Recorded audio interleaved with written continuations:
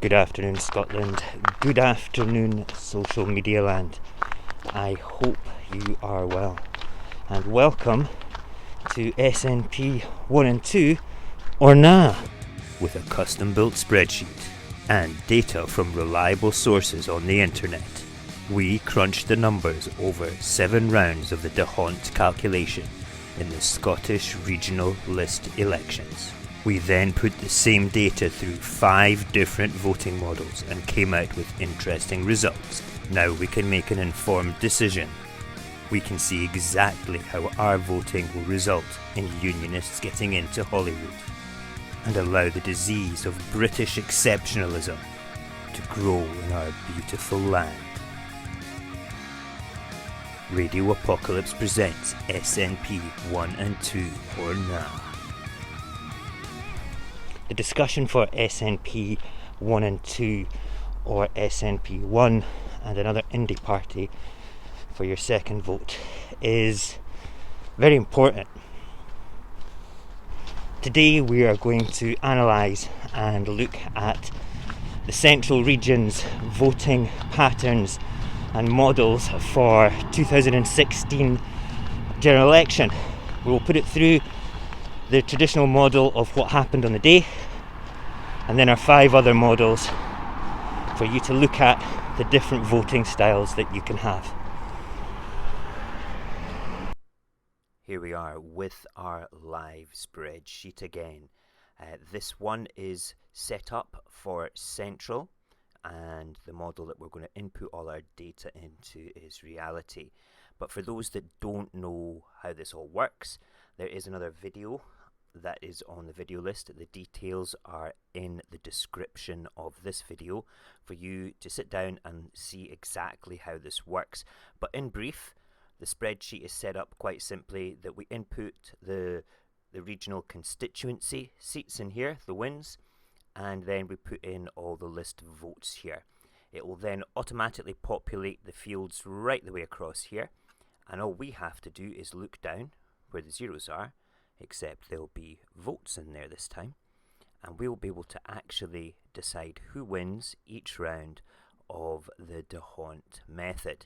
We will then go through, do it, and split up the votes to 50% of the SNP votes going to the Greens, 50% of the SNP votes going to from the SNP to an indie party, 25% of 50% and 25 each going to Indie and Green.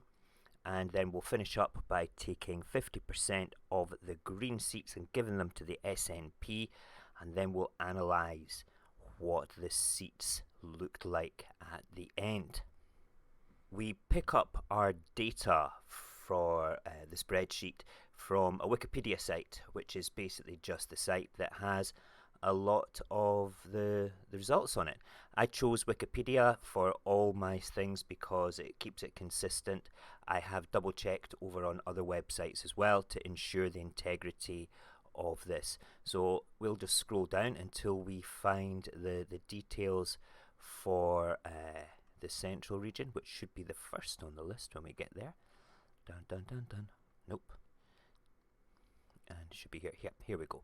Right, so this is the Central region, and you can see straight up that, wow, that's great, isn't it? Isn't that cool? In the Central region, every single constituency seat was won by the SNP. That makes things very easy for us here because we only have to input a number 9 in there, and then the rest are all zeros. It's important that we do populate them with a 0 just for the integrity of the spreadsheet. Let's have a quick look now for what the list votes were. Right, on the same web page, if we scroll down a little bit, it will show us the actual spread of the regional seats. So Scottish Parliamentary Election 2016 party elected candidate seats and votes. Right, cool. So right here it will show you the actual votes all the way down and how many seats they won or lost. Notice that there is no Liberal Democrats here because they didn't win any seats. Okay, so they don't take those votes into account. Okay, so we are going to populate the list votes, and every time I push enter, you will see the detail coming across here. All right, as we go down. So let's get started. So the SNP were 129082, and then Labour. I'll click down to Labour was 67103. Tories were 43602, and the Greens were 12722. Now it's important as well that we do populate the blank spaces with oh god, what have I done there? I've just taken Labour's votes away. That would be nice, but we're not going to do that. Let's put the Labour votes back in. 67103. Brilliant. Cool. Right, so we can see straight away here that the votes have all been done with the D'Hondt calculation. The D'Hondt calculation being taking your regional votes and dividing them by your first past the post seats plus 1 will give you your amended votes. So let's look at here. SNP started with 129,082. They now have 12,908. That's going to be interesting as we go through this calculation. Right, let's see how this will go. Now, every time I put a 1 beside the party that has actually won the seat, it will automatically adjust the votes going along here right the way to the very end to ensure that the D'Hondt method is worked properly. Okay, so let's start here. Who won this one? Well, that would happen to be Labour. Populate it. Adjusted votes. Round 2, that would be Conservatives. Round 3, that would be Labour. Round 4, well, that's going to be Labour again.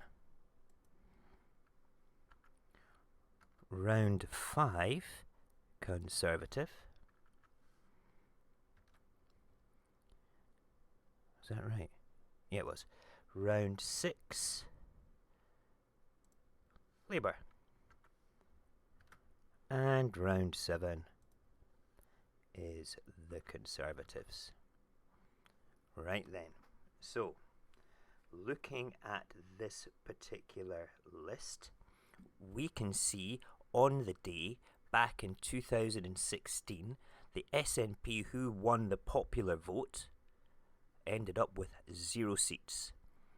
Okay, and then through the D'Hondt calculation, through the 7 rounds, the Conservatives got 3 seats and the Labour Party got 4. Greens ended up with nothing at all. That is the actual results from the day, and you can see that from the web page as well. Let's go back and look at the web page. There you are. SNP actually lost 3 compared to 2007. Was it 2000? No, 2011. And Labour 4 seats, Conservatives 3 seats. Just as it says here. Labour 4, Conservatives 3. Right now, this is the interesting part. Let's do the same thing, but what we're going to do this time is we are going to give the Green Party 50% of the SNP votes. We will keep the same votes for all the other parties, exactly the same, except we will reduce the SNP votes by 50% and we'll give them to the Greens and see what happens at the end. Okay, looking down here, who won the first vote? That would still be Labour. No, it's the Greens this time. The Greens. Greens. Get 1 in there. Superb. Right, now who is the next one? Well, that would be Labour.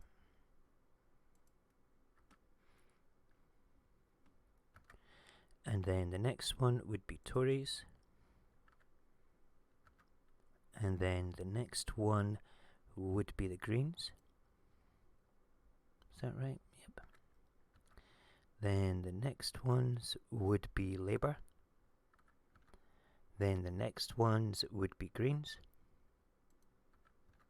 And then the next ones, the final one, would be Labour again.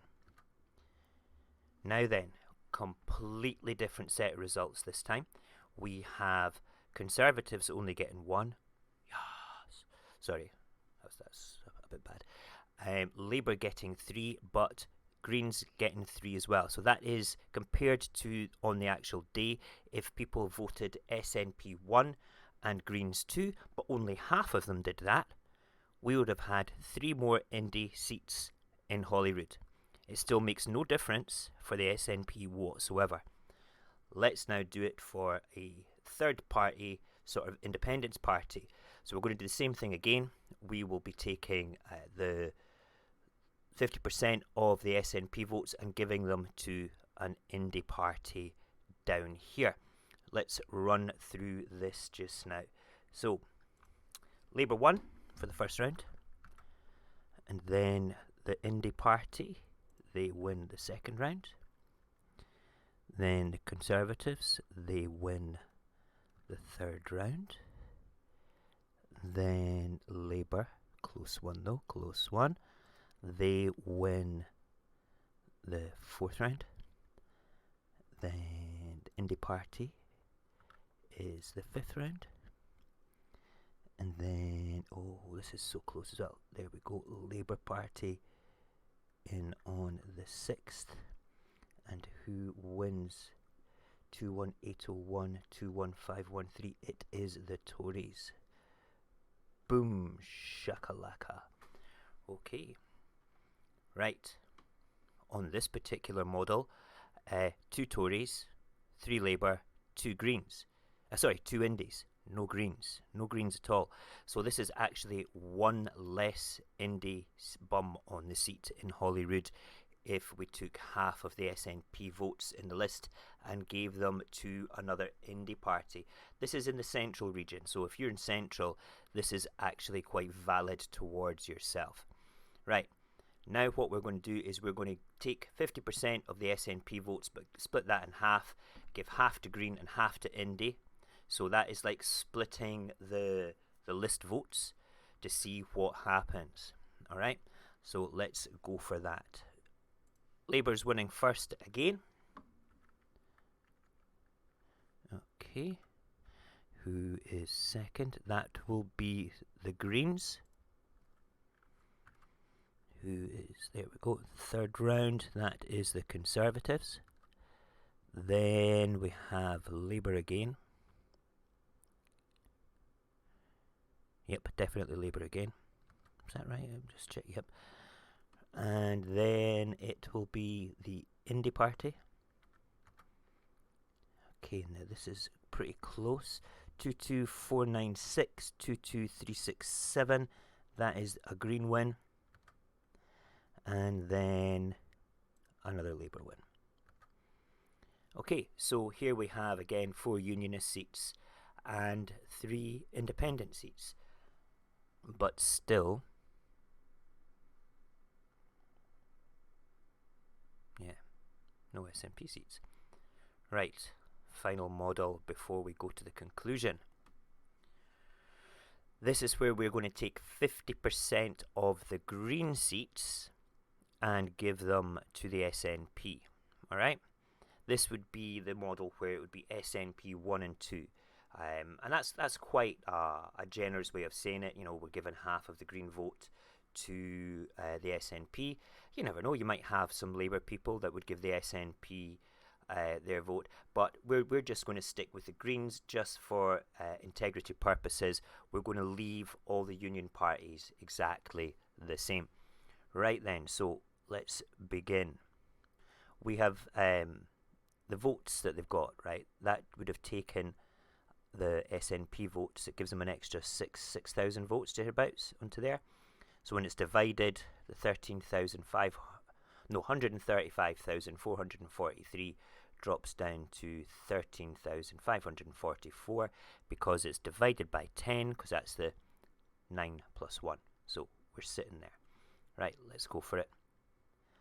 Who wins the first round? Well, that would be Labour. as per usual. Bit of a pattern going on there. And then the Tories, and then Labour, and then the Tories, and then the Labour. Oh, we're getting close. And then the Labour, and then the Tories. Ba-ba! Looky here. 7 Unionist seats in by voting SNP 1 and 2. Shall we have a look at the conclusion for all of them? Yes, let's have a quick look. Yes, right, so in reality on the day, there was no SNP seats and there was no Green seats, okay? But if we had taken half of the SNP votes and gave them to the Greens, if we'd done like SNP 1, Greens 2, we would have ended up with 3 Indie seats from the 3 Green seats. If we had done 50% to the SNP, from the SNP, to another Indie party, that would have given us 2 seats. And then, going right down here, 3 seats, because that's 25% going to the Indie and the Green team. And then if it was SNP 1 and 2, it would have been none there. Now, what I find very interesting about this is, in reality, the SNP campaigned on SNP 1 and 2. Alright? Now, there's no way that they have a crystal ball and can predict what the outcome of an election is going to be. Nobody knows that. We can only go with previous voting trends and then sticking them in spreadsheets like this for models to make sort of like look at a sort of what if sort of type situations.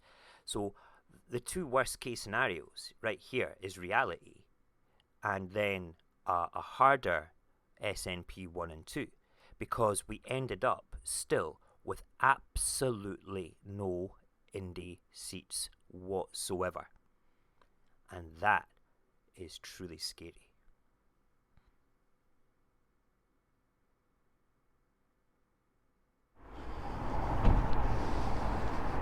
See, when you look at the results like that, it puts everything into perspective of what can and can't happen. I don't have a crystal ball. I don't have any way of predicting the outcomes of any election, but we can look back at previous elections and make an informed decision from there.